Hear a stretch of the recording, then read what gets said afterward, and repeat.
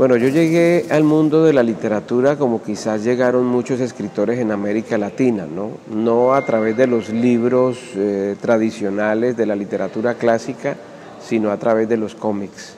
Mi papá, Alfredo Morales Trujillo, que todavía vive, siempre se ha caracterizado por ser un excelente lector, por ser un gran lector, pero curiosamente leía libros que tenían que ver más que todo con medicina y con cómics. Memín Pingüín, Arandú, Calimán, El Llanero Solitario, Águila Solitaria, Lágrimas y Risas, Condorito. Es decir, él llegaba con una gran cantidad de revistas todos los lunes, porque esas revistas salían los lunes, me acuerdo tanto que se llamaba Editora 5, creo que era una editora mexicana, y yo definitivamente me conecté a través de los cómics a la literatura. Pero antes de eso, cuando estaba en tercero de primaria, lo recuerdo mucho, una profesora de español nos puso a leer un poema. Yo no sabía, por supuesto, qué era la poesía ni qué era la narrativa, pero sentí una seducción muy grande por la musicalidad del texto, por la musicalidad de las palabras, por lo que generaba en mí, ¿no? Entonces, mi padre compraba estas revistas los lunes, yo las leía los lunes inmediatamente, con una delectación, con una pasión, con un hambre, y el miércoles las estaba releyendo, ¿no? Una vez que ya teníamos toda esta colección, porque eran arrumes de revistas, yo iba a un lugar en Neiva que se llama el Pasaje Camacho, y allí intercambiaba revistas con otras personas que también gustaban de esto. Mi mamá, como fue hasta hace poco educadora, ya se pensionó del magisterio, empezó a comprarme libros de grandes aventuras, ¿no? Porque yo inicialmente empecé con los cómics, pero después seguramente accidentalmente empecé a conectarme porque en la casa no era que hubiese mucha literatura, había sí, por supuesto, libros, enciclopedias, diccionarios. Mi papá le gustaba mucho la historia y había 3 tomos sobre la Segunda Guerra Mundial, hermosísimos, que yo me lo pasaba leyendo todo el tiempo. Había una enciclopedia de la mujer, había la enciclopedia Cumbre, pero ya después entonces, gracias a mi madre, empecé a conectarme a Conan Doyle, a Emilio Salgari, a Alejandro Dumas, a Julio Verne y a todos estos grandes escritores de aventuras, ¿no? Que empezaron sin lugar a dudas a seducirme. Bueno, digamos que yo empiezo a leer muchísimo y en algún momento de ese tránsito de la lectura yo me pregunto si yo sería capaz también de escribir, ¿no? Es decir, estoy leyendo quiénes son esos hombres que leen, quiénes son esas mujeres que escriben, y si yo podría de alguna manera acercarme, ¿no?, a Emily Bront y a todas estas mujeres a través también del ejercicio de la escritura, ¿no? Entonces me hago ese planteamiento, esa pregunta de si yo también sería capaz, y tendría alrededor de unos, no sé, 9, 10 años cuando intenté mis primeras narraciones, ¿no? Recuerdo mucho que escribí un cuento, pero yo básicamente más que poesía leía era narrativa. Siempre fui un hombre muy, muy cercano a la narrativa. Creo que me leí casi todos los libros de Julio Verne, muchas de las novelas de Alejandro Dumas, de Emilio Salgari, de Robert Louis Stevenson, siendo muy pequeño, ¿no? Entonces empecé a escribir narrativa y después ya un poco más grande fue cuando me empecé a inclinar por la poesía, ¿no? Y empecé a escribir poesía, yo creo que desde 1984, 85, ¿no? Además que yo me acerco al rock, me acerco a la música, siempre tuve un vínculo muy estrecho con la música, concretamente con el rock en español. Mi padre también era un hombre que le gustaba mucho la música de Giacomo Monti, de Leonardo Fabio, de Sandro, ¿no? Y este ritmo también un poco vertiginoso, un poco exaltado, hizo que también me interesara mucho por la radio, por la música, y sin lugar a dudas yo creo que de allí también vino el asunto de la composición, ¿no? y de la atracción por el escribir y por el componer.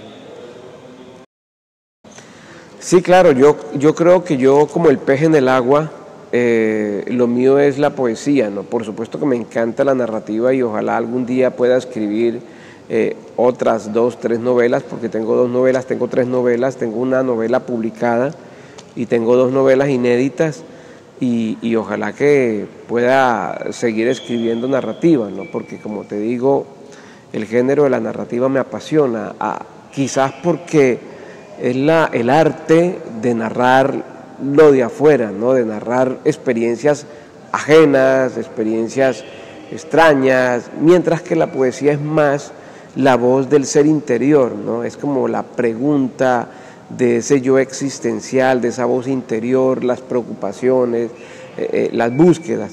Yo tengo aproximadamente unos 8 o 9 libros de poesía publicados, tengo novela publicada, tengo ensayo, tengo periodismo, entonces tengo aproximadamente 13 libros publicados, ¿no? Pero la mayoría de ellos, digamos que un 80-90% es poesía.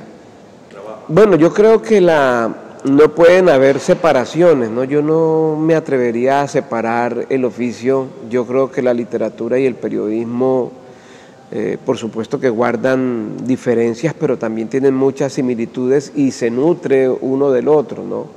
El periodismo nutre la literatura, así como la literatura nutre al periodismo. Yo creo que es más el nutriente que le da la literatura al periodismo que a la inversa, ¿no?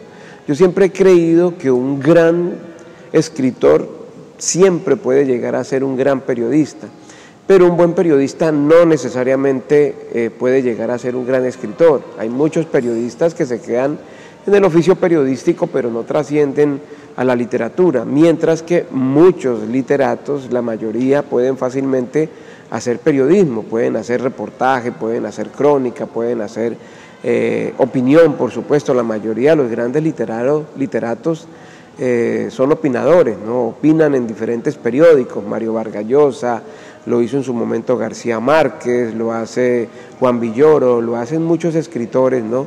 Que se aproximan al periodismo. Entonces yo lo que siento es una pasión por el lenguaje, ¿no?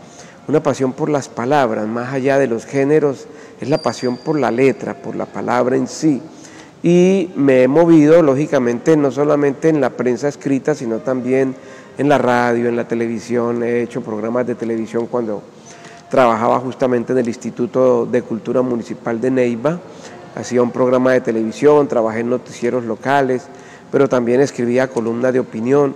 Digamos que lo que me alimenta a mí es la letra, ¿no? La palabra, la escritura, todo ese enigma que encierra el vocabulario, todo ese enigma que encierra la palabra como tal, ¿no? Entonces, fácilmente, digamos que he transitado por los diferentes géneros periodísticos y por algunos géneros literarios. Bueno, yo soy hijo de maestra, soy sobrino de maestras y de maestros. Dicen que mi tío abuelo, mi tío bisabuelo, ahora mismo no recuerdo, tío bisabuelo creo, fue el primer profesor del Agrado Huila, un pueblo del sur de Colombia, del sur del Huila, y entonces siempre hubo una cercanía muy estrecha con la pedagogía, ¿no?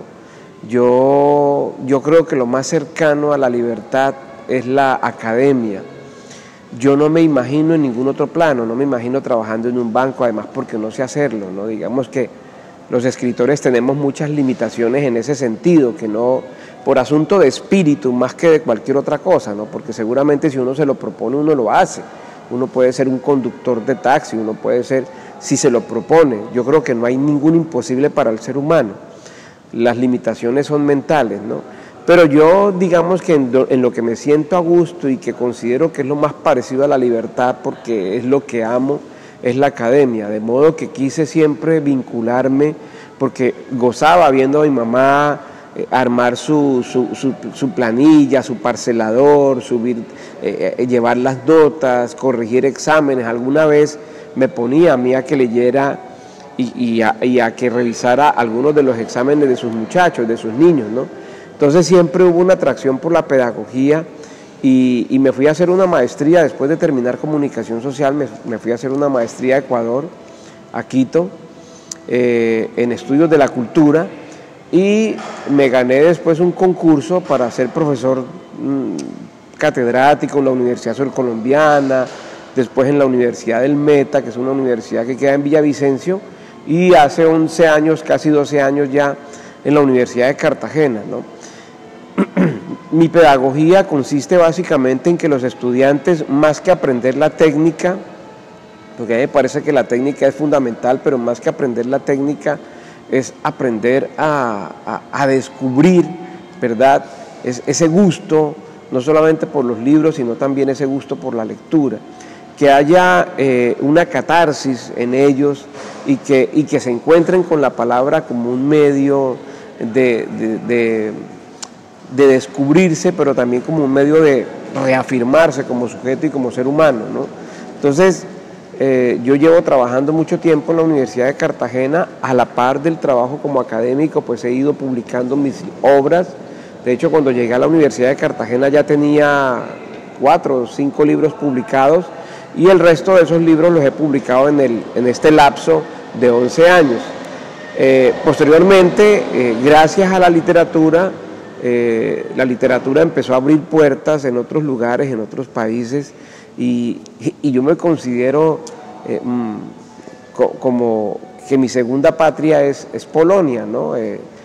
Ahora en mayo completo mi 6º viaje, mi obra ha sido traducida al polaco, hay académicas que han dado conferencias sobre Ani Quirona, sobre mi obra, sobre mi novela, en la Universidad de Poznan, en la Universidad de Szczecin, en la Universidad de Zielona Góra. Entonces es muy grato para uno saber que hay alguien por allá tan lejos hablando sobre lo que uno ha escrito, ¿no? Y sobre todo en universidades muy prestigiosas.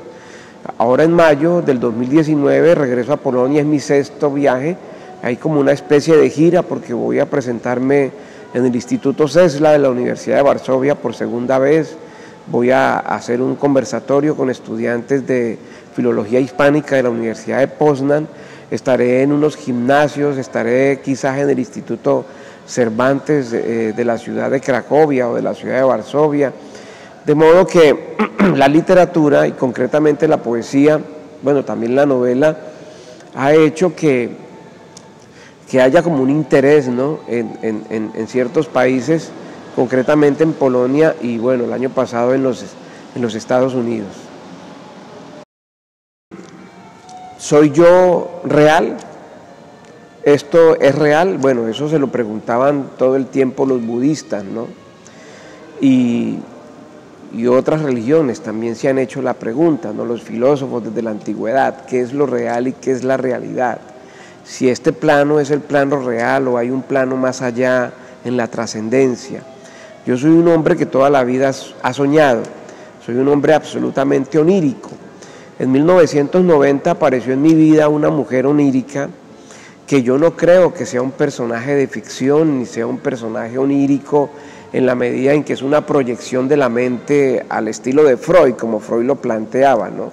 Creo en la existencia de esa mujer, creo que en otro plano está presente, en algún plano nos encontramos. Ani Quirona se me presenta a mí en 1990 siendo yo un estudiante universitario, estudiaba en la Jorge Tadeo Lozano en Bogotá Comunicación Social, vivía en Bogotá en una zona bastante popular y compleja que era la calle, la carrera 19 creo, entre 12 y 13, entre 11 y 12, y me iba a pie hasta la Universidad Jorge Tadeo Lozano, ¿no? Cierta noche durmiendo, una voz en el sueño me dice que me despierte y que vaya a otra habitación, que allí me voy a encontrar con algo que es mío, que me pertenece. Entonces yo me despierto dentro del sueño, es decir, como una caja china, me despierto dentro del sueño, camino hacia la otra habitación, en la cama de esa habitación hay un libro azul, no hay nada más, solamente una cama y un libro azul, y el libro yo lo tomo en mis manos y se llama La dulce Ani Quirona. En ese momento me despierto en el plano ya real, terrestre, y yo siempre guardaba y guardo todavía una agenda debajo de la almohada, levanto la almohada, cojo la agenda y escribo La dulce Ani Quirona, y sigo durmiendo. Cuando me despierto a las 6, 6:30 para irme para la universidad, miro lo que había escrito y me extraño porque La dulce Ani Quirona, ¿y eso qué es? busco en el diccionario, busco en muchas enciclopedias, nunca encuentro un origen a esa palabra, y a partir de allí, de 1990, no sé qué mes, no recuerdo qué mes sería, creo yo que sería marzo, abril de 1990, empiezo a soñar con ella, empieza a aparecérseme, a dictarme versos, nunca veo su rostro, solamente veo su espalda, veo su piel, su cabello, y después ella me lleva a un lugar que se llama Achuaima. Entonces mi primer libro se llama La Dulce Aniquirona, que inicialmente se publica Aniquirona porque a mi editor no le gustaba la palabra dulce. Hace 2 años yo me reivindico con ella porque siento que estoy en deuda y publico el nombre original del libro, La Dulce Aniquirona, y ella me lleva a un lugar que se llama Chuaima, ¿no? Un lugar que está rodeado de muchos ríos. Hay 2 lunas en Chuaima, una luna que parece que fuera creciente y otra que parece menguante. De hecho, en algún momento, William, yo soñé con una editorial que se llama Editorial 2 Lunas, que eran las 2 lunas encontradas, tal como lo había visto en Chuaima. Entonces, ¿soy yo una construcción de Aniquirona? ¿Lo que escribo lo escribo yo o es un dictado de ella? ¿Es ella la que me presta las palabras? ¿Es ella la que me dicta las palabras? La gente me puede escuchar y puede tacharme de loco o de fantasioso, pero yo creo en eso, es decir, lo afirmo y lo reafirmo porque así lo considero, ¿no?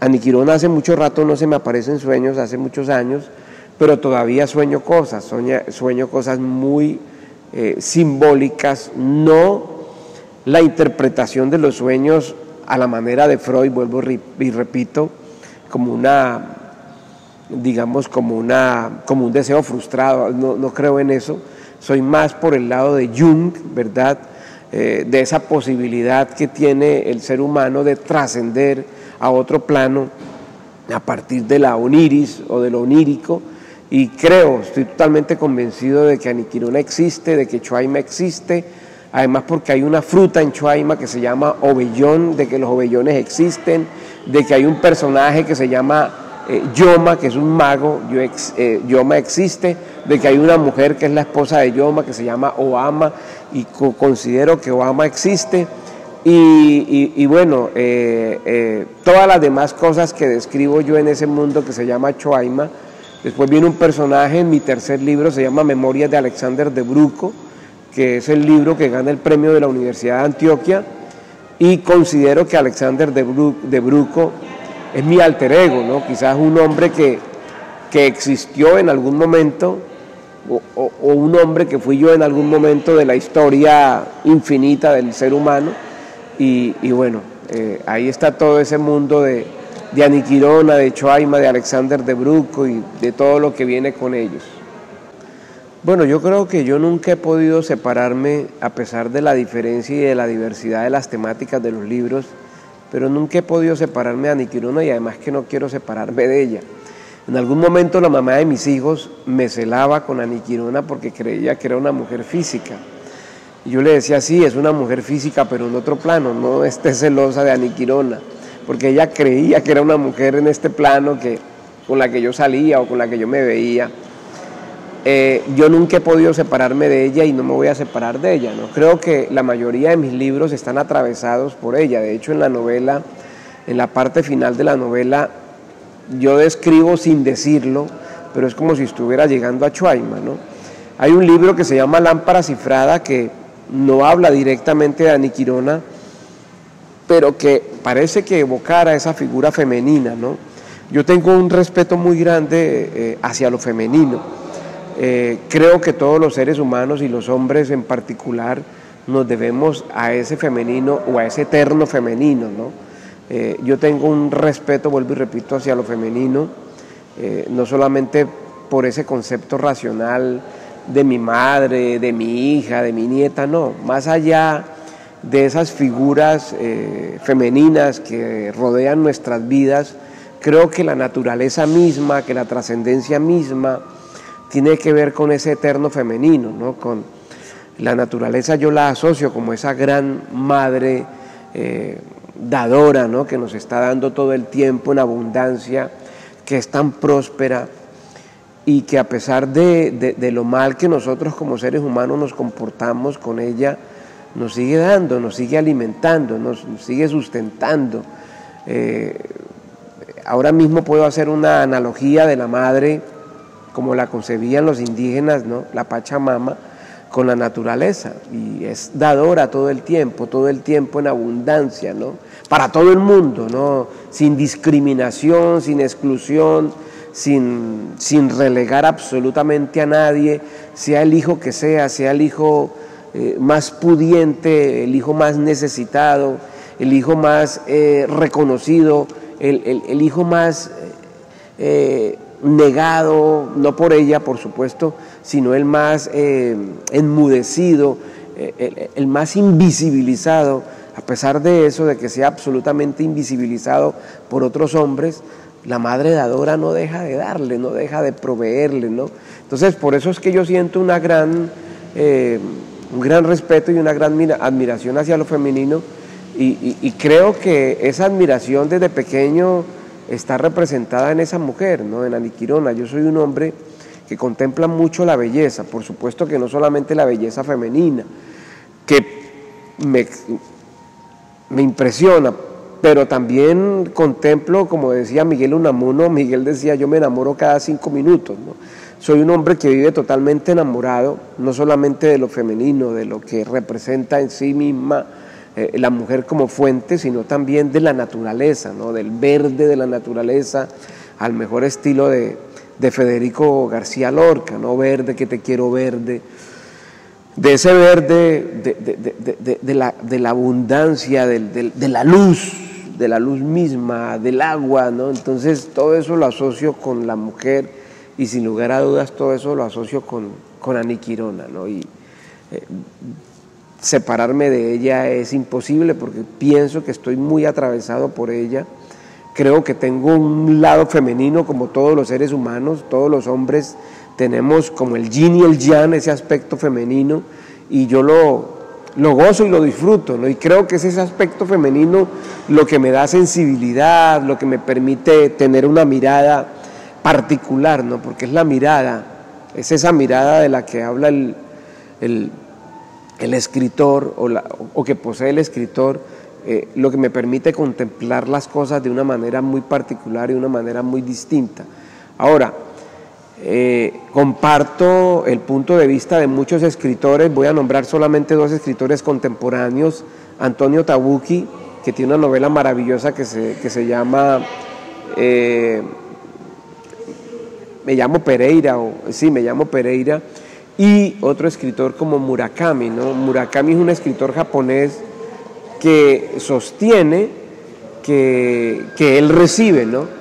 Que él es como una especie de embudo, ¿no? O de receptor, lo mismo decía Tabucchi, en Sostiene Pereira se llama la novela, también en algún momento mencionaba eso, ¿no? Como reconociendo esa fuente de donde vienen las palabras y de donde viene la imaginación.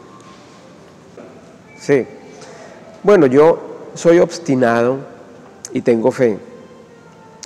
Yo creo que una de las cosas, William, que me han llevado a mí, que me ha llevado a mí a muchos lugares y a muchos escenarios, es la fe en lo que escribo. No desde el punto de vista estético, no desde el punto de vista del lenguaje, sino desde el punto de vista de que es real, de que existe. Más allá de que sea bello, más allá de que esté bien escrito, yo creo que Ani Quirona y Chuaima existen, ¿sí? Entonces, vuelvo y repito, a lo mejor yo soy un instrumento para ella contarse, para ella narrarse. Hay gente que no cree en ella, ese no es mi problema, o sea, mi problema no es ese. Para algunos serás... Hay un verso de la misma Ani Quirona que dice, para algunos serás sorda, para otros serás necia. Yo digo, pobre de ellos. A mí no me importa si creen o no creen, o sea, yo creo.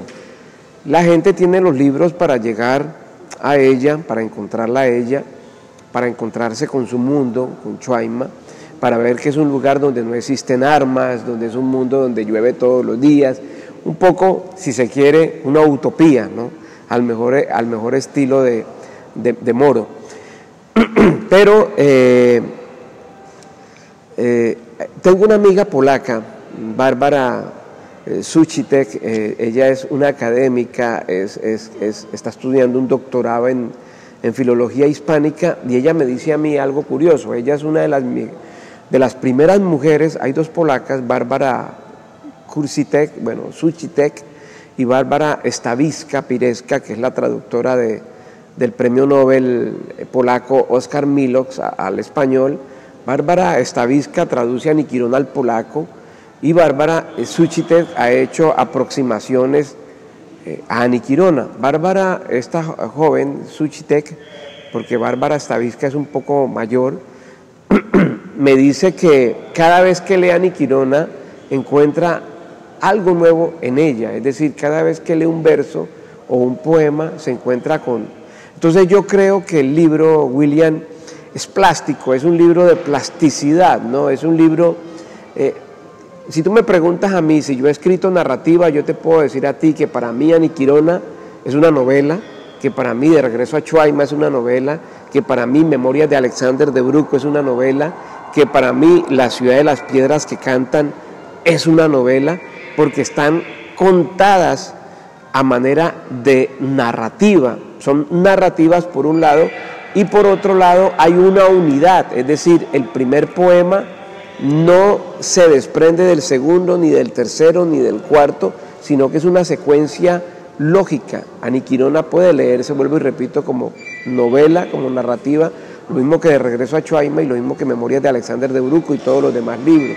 Entonces, yo creo que ese es el propósito inconsciente, a lo mejor consciente, ¿no? A lo mejor en el plano de la inconsciencia hay mucha conciencia.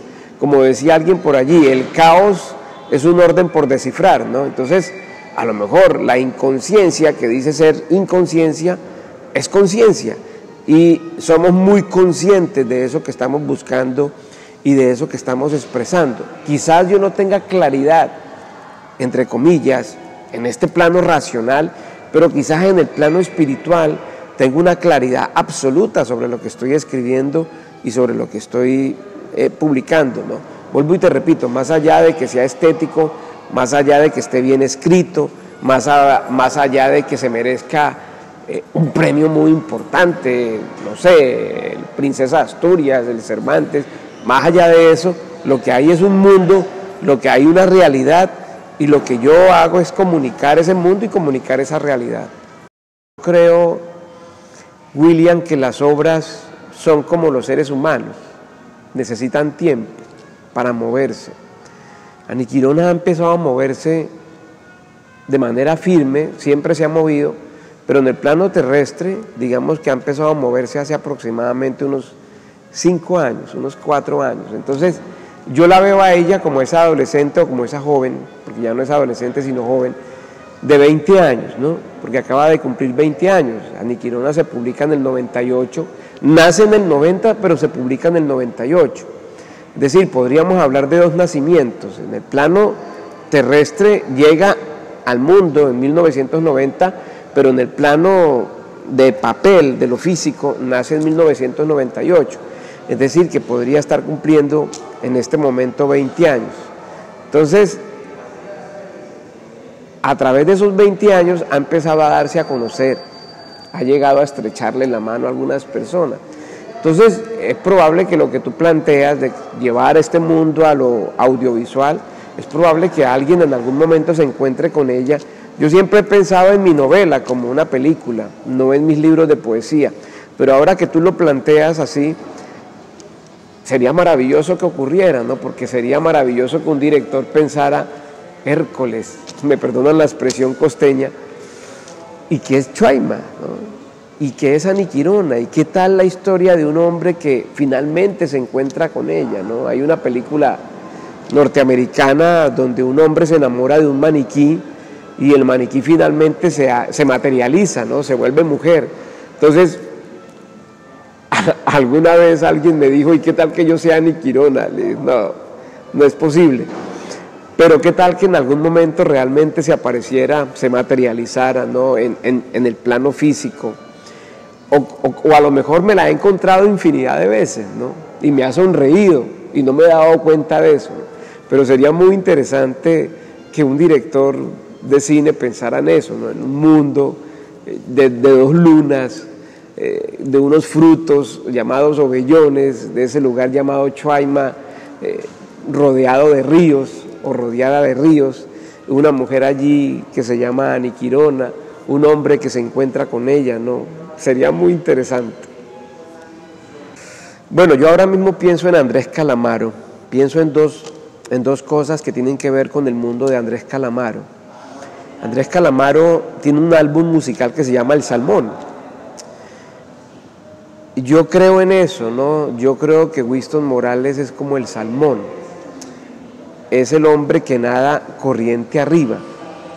Pero también pienso en Andrés Calamaro cuando dice dulce condena. Creo que la literatura es una condena dulce, ¿no? Una condena agradable. Winston Morales es un hombre que siempre le huyó a la noche, que siempre le huyó a la rumba, que siempre le huyó a los agasajos, que siempre, nunca fui de los hombres que se sentaba o que se sentara en una cantina, en un bar, a tomar cerveza, a hablar. Por supuesto que tuve un grupo de amigos con quienes teníamos una tertulia y hablábamos de literatura a la sombra de unas copas de vino, ¿no? Pero nunca fui un hombre de la noche. Como buen ciclista, fíjate tú que voy a devolverme antes de hablar de estas dos cosas de Calamaro. Yo fui ciclista y fui campeón de ciclismo departamental, local, y el ciclismo es un deporte que exige muchísimo, ¿no? Tú no puedes trasnochar, tú no puedes beber, tenemos que rasurarnos las piernas, tenemos que acostarnos muy temprano, tenemos que seguir una dieta un poco balanceada, y es un ejercicio muy exigente porque teníamos que levantarnos a las 4 de la mañana para entrenar. Entonces, a raíz de la muerte de un tío, yo dejo el ciclismo porque él era el patrocinador, pero yo podría decir que lo dejé porque es un ejercicio o es un oficio o es una disciplina muy exigente.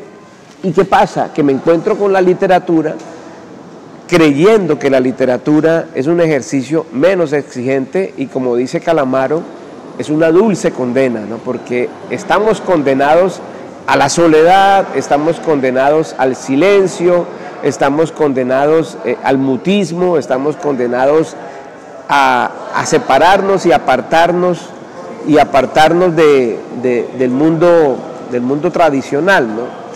En este momento, por ejemplo, terminando de apartarme de las cosas, yo soy vegano, es decir, he renunciado a todo alimento que derive de animales. Digamos que sigo 4 principios que siguen los hermanos de la conciencia de Krishna, que son: 1, no matar animales ni comer nada que derive de ellos. 2, no intoxicar el cuerpo, y eso significa nada de drogas, nada de alcohol, nada de té, nada de café. Bueno, yo violento ese principio con el café. El tercero es nada de juegos de azar, es decir, nada de loterías, nada de billar. Parezco un monje, ¿no? Un monje, a propósito de Buda, un monje urbano, un monje moderno. Y el cuarto principio es una sexualidad regulada, ¿no? Que en algunos momentos ese principio lo he violado también porque no tengo una pareja estable. Entonces, cuando Calamaro habla de la dulce condena, la literatura es eso, ¿no? La literatura es una dulce condena, uno está entregado a ella, uno está, de alguna manera, toda la vida de uno gira alrededor de ella. Ahora, en cuanto a la pregunta tuya, bueno, hablo del salmón, ¿no? Porque se conecta con tu pregunta en el sentido en que yo voy nadando en contra de la corriente. Yo tengo algo claro, yo soy como el caballo cochero, yo tengo algo claro, caballo cochero que no mira hacia los costados. No me puedo distraer en lo que diga la gente, no me puedo distraer si la gente no cree en mí, si cree en mí, si no cree en Aniquirona, si no cree. Yo voy es con un objetivo como el salmón, llegar corriente arriba. Llegue o no llegue, ese no es mi problema. O sea, el problema no es si voy a llegar, el problema no es si me voy a ganar el Cervantes, el Princesa de Asturias, el Nobel, ese no es el problema. El problema es, o mejor, no tanto el problema, ¿no? Si mi tarea más bien es nadar, crean o no crean, mi propósito es nadar.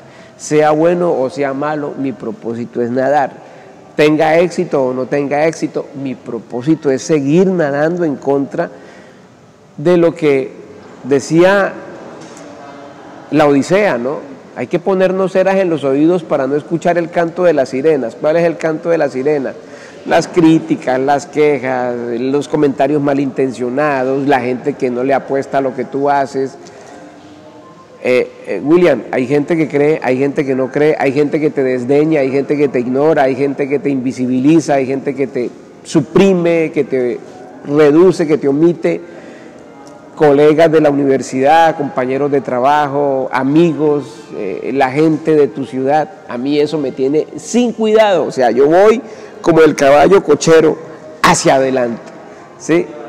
Digamos que yo soy el caballo cochero y Ani Quirona es quien conduce el coche. Ese es mi único interés, más allá, vuelvo y te repito, de que mañana o pasado mañana Ani Quirona sea traducida al chino, al mandarín, al rumano. Yo sigo nadando río arriba. Bien, a mí un estudiante o varios estudiantes me han preguntado, profe, ¿cómo le hago? Me gusta la literatura, ¿cómo le hago? Yo le planteo 4 principios a partir o a propósito de los principios de los hermanos por la conciencia de Krishna. No tienen nada que ver con esto de sacar los animales de los alimentos, no. Primero, creer en ti, en lo que haces y en lo que buscas. O sea, creer ciegamente. Eso. Segundo, obstinación, como el salmón, nadando siempre en contra de todo, obstinado. Tercero, disciplina, porque si no hay disciplina, no hay nada. Y cuarto, lo que te estaba diciendo hace un momento del caballo cochero, no distraerse, ponerse cera en los oídos para no distraerse, para no perder el tiempo pensando por qué él dijo esto, por qué no lo dijo, por qué habla mal de mí, por qué yo no reaccioné así. Nada, maestro. Esos 4 principios me parece a mí que son claves. Y lo otro, a propósito de la promoción de la que tú hablas, William, yo pongo este ejemplo sencillo. La gallina cuando pone un huevo cacarea.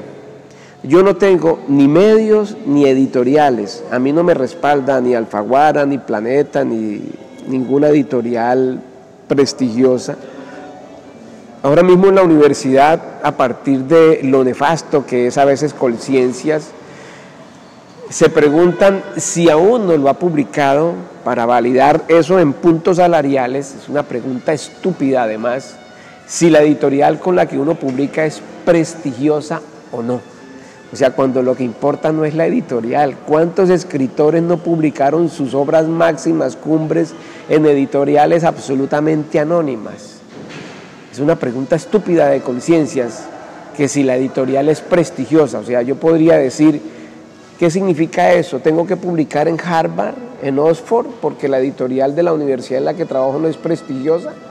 Entonces, yo no tengo editoriales ni medios, yo soy la gallina pone un huevo, la gallina cacarea. Si la gallina pone el huevo en la selva y cacarea y nadie la escucha, es como si no hubiera puesto el huevo. Digamos que esta modernidad o esta posmodernidad, este tiempo de ahora, Cartagena, es la selva. La gallina pone el huevo en mitad del monte, nadie la oye, ella por mucho que cacaree, nadie la va a escuchar. Y desafortunadamente, William, lo que no pasa, lo han dicho muchos, lo que no pasa por los medios no existe. Entonces, de modo que la obra tiene que pasar por los medios. ¿Cuáles son mis medios? Vuelvo y te repito, no son Planeta, no son Alfaguara, son las redes sociales. O sea, es YouTube, es Instagram, es Twitter. De modo que lo que yo hago tiene que pasar por ahí. Más, vuelvo y repito, no para que me conozcan a mí, que bueno, también es importante, más para que conozcan la obra, el propósito, la búsqueda. Entonces, ahora mismo, como tú dices, estoy invitado al High Festival, que es una puesta en escena maravillosa, es un festival maravilloso. Estaba invitado al Festival de Poesía de Nicaragua, Festival de Poesía de Granada, pero por asuntos políticos Es un festival al que yo siempre había querido ir, pero por asuntos políticos, con lo que está pasando ahora mismo con su presidente, el festival se canceló. Pero en mayo ya tengo como 6, 7 actividades en Polonia y bueno, yo tengo que cacarear eso, o sea, si no lo cacareo, nadie se entera, ¿sí? Ahora mismo voy a Polonia al gimnasio Santa María Magdalena en Poznań, una ciudad muy cerca de Zielona Góra, una ciudad cerca a la frontera con Alemania. Y bueno, los chicos hacen allí un taller de traducción, traducen mi obra al polaco, se aprenden los poemas en polaco, los recitan y para mí eso es maravilloso. Ahora, ¿cómo va a llegar mi obra a Polonia si no le escribo en su momento a una académica para mostrarle el libro? O sea, uno tiene que moverse, no tenemos, los escritores de la provincia no somos del centro, estamos en la periferia, no somos ni estamos en Bogotá, ni contamos con el respaldo de las editoriales bogotanas. Ayer mismo o antes de ayer mismo lo decía, tú estuviste en el evento, lo decían en el lanzamiento del libro de Óscar Delgado, un escritor de Santa Marta que murió muy joven, de 27 años, y nadie conoce su obra. ¿Por qué razón? Porque el tipo no es capitalino. A pesar de eso, hay escritores que sí fueron capitalinos y que también están totalmente ignorados, ¿no? Como el caso de Colombia con uno de sus mejores poetas, que es Carlos Obregón. Carlos Obregón es un poeta que también ha sido todo el tiempo ignorado justamente porque no tuvo ni los mecanismos, ni los resortes, ni las amistades para lograr difundir su obra como realmente merece que sea difundida. A ver, te voy a contar una experiencia. ¿Por qué viene esa historia? Yo estuve en Rumania en julio de este año, del 2018.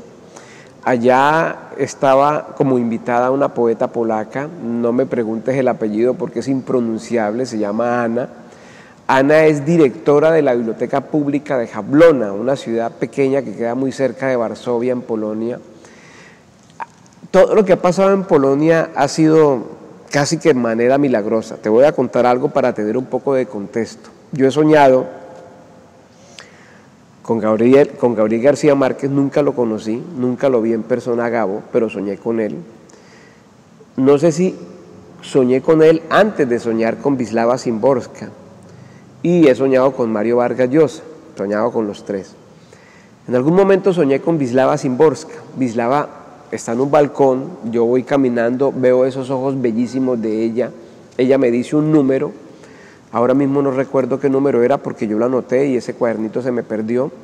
Yo cuando fui por primera vez a Polonia dije, soñé con Wisława, Wisława me dijo un número, no sé si ese número correspondía a los años que yo iba a tener cuando viniera por primera vez a Polonia o el año en que vendría a Polonia.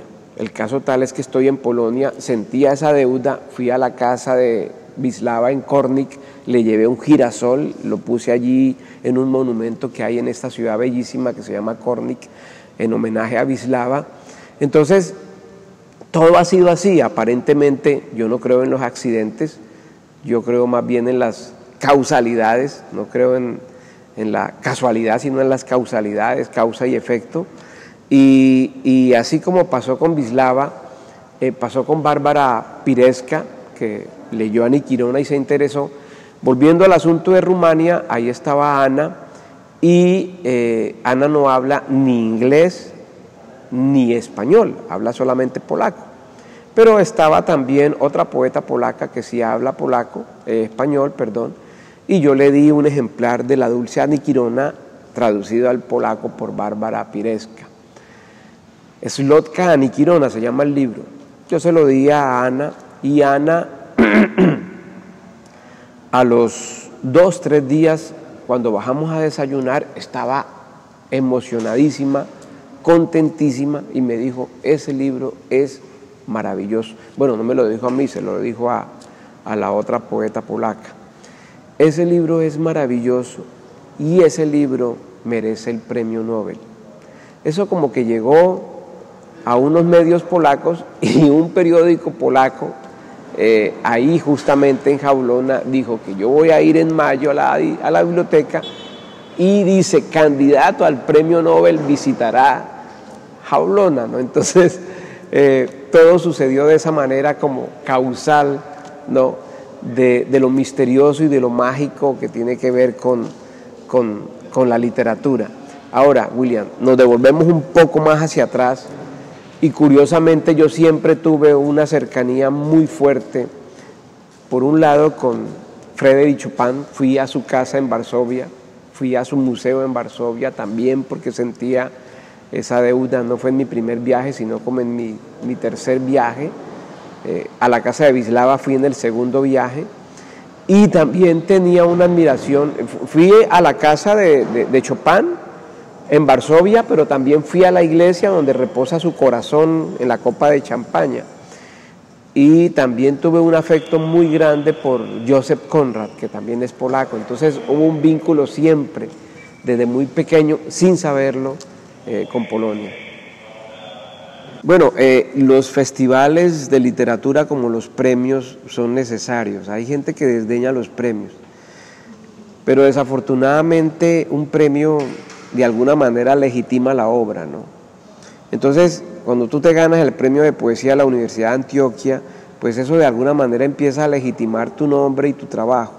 Eso en cuanto a los premios. Y en cuanto a los festivales, pues es una manera de conectarse con el lector. Yo no creo en ese asunto de que uno escribe para uno mismo, porque si uno escribiera para uno mismo, pues uno guardaría los libros en las gavetas, ¿sí? O sea, yo guardo el libro en el escritorio porque mi único interés es escribir para mí. Seguramente uno empieza de esa manera, ¿no? Cuando uno es niño, uno solamente quiere escribir para uno y como una necesidad de respirar, uno expresa y comunica y exterioriza eso que está pensando, eso que está buscando, eso que está soñando, pero llega un momento en que uno quiere conectarse con el otro, ¿no? Que el otro también es uno quiere conectarse con el otro, con el lector, de alguna manera vincularlo o involucrarlo con eso que uno ha buscado, ¿no? Que uno ha soñado. Entonces los festivales de poesía se constituyen en eso, ¿no? Yo creo que gracias a ellos es que he tenido la oportunidad de conocer muchos países en América Latina y en Europa. Gracias a un festival de poesía estuve en París, gracias a un festival de poesía estuve en Italia, gracias a un festival de poesía he estado en España, he estado en Polonia, gracias a los festivales es que he estado en México, en Argentina, en Uruguay, bueno, y en otros lugares, ¿no? Entonces, para mí creo que son muy importantes, ¿no? Como el festival que hacen aquí en Cartagena, como el High Festival, que es una vitrina maravillosa. Por muy pequeño, en algún momento alguien decía por allí que lo importante era publicar, no en editoriales prestigiosas, como dice ahora la universidad, sino incluso en periódicos, en boletines, en pasquines, que lo importante es que la obra circule y en algún momento alguien va a encontrarse con esa obra. A mí a veces me gustaba, William, por ejemplo, dejar un libro aparentemente perdido en algún lugar, en una mesa, en un escritorio, y que alguien se topara con eso, ¿no? Es bello imaginar quién se puede topar con eso, ¿no? Imaginar que un niño, o que una señora, o que una anciana, o que un caballero llegaron a la mesa, se encontraron con eso y empezaron a leerlo y se conectaron, ¿no? Sintieron esa conexión con ese extraño que les está contando algo que también ellos han pensado, o que también ellos han imaginado, o que también ellos han intuido, ¿no? Entonces ahí es donde, como dicen ustedes, hermanados, ¿no? En las letras nos hermanamos, ¿no? Nos vinculamos, nos sentimos. Yo acabo de leer un libro de Murakami donde habla justamente de toda esa experiencia y cuenta, ¿no? Cómo los lectores le escriben diciéndole: su última novela me ha decepcionado, pero creo que va a escribir algo mejor, o tengo la esperanza de que vuelva a escribir algo tan bueno como esto otro que sí me gustó tanto, ¿no? Entonces es muy bonito establecer ese puente con ese extraño, ¿no? Que a lo mejor uno nunca va a saber quién lo está leyendo, y ese es el misterio y ese es el secreto de la literatura, ¿no? Yo cuando llegué al gimnasio moderno, al gimnasio Santa María Magdalena en Poznan, a esos muchachos nunca los había visto y quizás nunca más los volveré a ver, ¿no? Pero hubo una conexión en ese momento y será seguramente una conexión que dure para siempre, ¿no? Cuando ellos leían Aniquirona en polaco y cuando yo estaba tan extasiado y tan impresionado por lo que estaban leyendo, ¿no? Entonces hubo una conexión allí inquebrantable, ¿no? Una conexión que va a durar para siempre. Mi mejor ejemplo de superación son mis hijos, pero concretamente mi hijo. Mi hijo se llama Luis Alfredo Morales Torres. Yo, por supuesto, que como todos los hijos, tengo nomás dos, los amo a mis hijos, amo a mi hija que ya me hizo abuelo y amo a mi hijo. Pero para los jóvenes que me están viendo en este momento, mi hijo, William, no gateó, mi hijo se arrastraba, mi hijo caminó después de los 2 años, mi hijo empezó a hablar después de los 8, mi hijo tenía una situación cuando pequeño, él tuvo un nacimiento normal hasta los 6 meses, empezó a presentar unas temperaturas muy altas, caliente, muy caliente. Las únicas partes que mi hijo no tenía caliente eran los pies y las axilas. Lo sometimos a toda clase de exámenes, pensamos que era sordo porque habló después de los 8 años, todavía a los 10, a los 12, a los 13 se comía palabras, no articulaba palabras. Mi hijo ahora mismo está escribiendo y está escribiendo cosas muy bellas y está estudiando historia. Entonces mi hijo es el mejor ejemplo de superación y esto va para todos los jóvenes que me están escuchando. No hay límites, no hay limitaciones, la única limitación es mental, las únicas limitaciones están en la mente. Si uno, vuelvo y repito, si uno cree, no solamente en uno, sino en lo que busca y en lo que sueña, pero además de creer, se visualiza en ese plano de ya estar haciendo lo que ha soñado, con toda seguridad lo va a hacer. Cuando yo empecé a manejar carro, cuando aprendí a manejar carro, yo me acuerdo tanto que yo en algún momento, ya manejando, dije, yo nunca voy a aprender a manejar bien, esto no es para mí, porque rayaba el carro, lo chocaba, parqueaba mal. Sin embargo, me di cuenta, con el paso del tiempo, que la persistencia, que la insistencia y que la disciplina corregían todas esas fallas que yo tenía cuando empecé a conducir por primera vez. La práctica, como dice el dicho, muy popular y todo, pero es cierta, la práctica hace al maestro. Y de lo que se trata es de enfrentarse a la hoja en blanco por primera vez. Así no nos salga nada, insistir hasta cuando nos encontremos con ese yo, con esa voz interior, con ese estilo personal, ¿no? Con esa voz diferenciadora, y seguir en ese camino, ¿no? Seguir en ese camino. Entonces, mucha fe en uno, ¿no? En las capacidades y en las potencialidades que uno puede y que uno está dispuesto a desarrollar. La poesía y la narrativa están en las personas que nos rodean, las personas con las que nos cruzamos. Yo hace un momento hablaba de la mirada. ¿Qué es lo que hace un escritor? La mirada. ¿Cómo así la mirada? O sea, la forma como usted mira las cosas.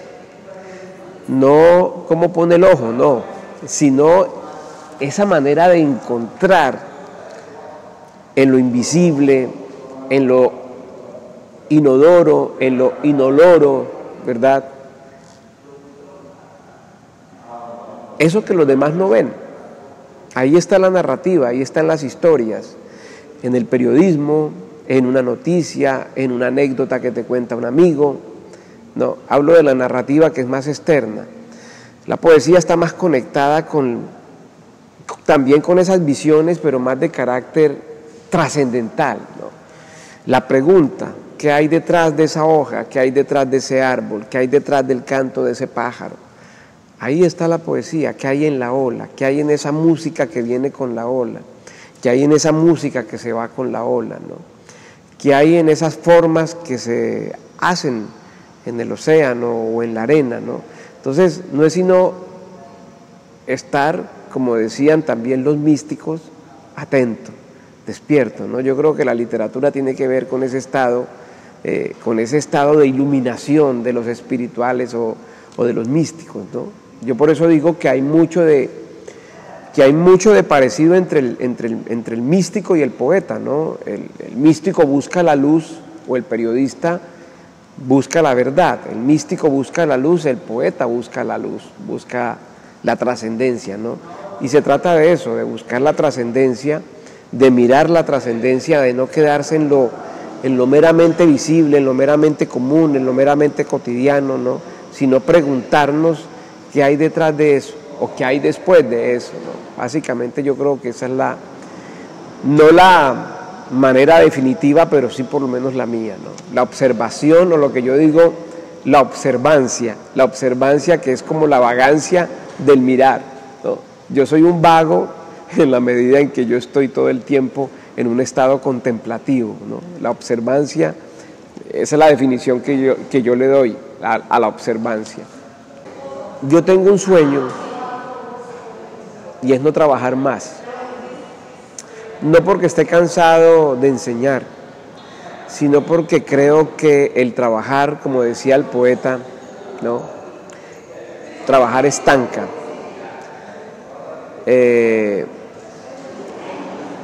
Trabajar nos quita la mirada, trabajar nos quita tiempo, trabajar nos quita la perspectiva, trabajar nos encadena a un momento, ¿verdad? No todas las veces, por supuesto, porque si no, no hubiera escrito. Pero digamos que como me veo en 5 años, viajando, de vago, invitado a diferentes lugares, a diferentes universidades, a hablar de lo que amo, de lo único que aprendí en la vida, a amar, ¿no? Yo no soy un doctor en teoría, ¿no? Soy un doctor en pasión, por lo que quise siempre y por lo que perseguí siempre y por lo que busqué siempre. Entonces yo me veo en 5 años así, conversando con la gente, con mi tiempo libre, en un estado absolutamente contemplativo y en un estado de vagancia absoluta. Así me veo yo en 5 años. Aquí me sentí, yo no sé si por esa estatua de Buda o por el infinitum del edificio, aquí me sentí muy infinitum y muy trascendental. La verdad que te agradezco por esta entrevista, porque objetivamente creo que es la entrevista más profunda que me han hecho en la vida.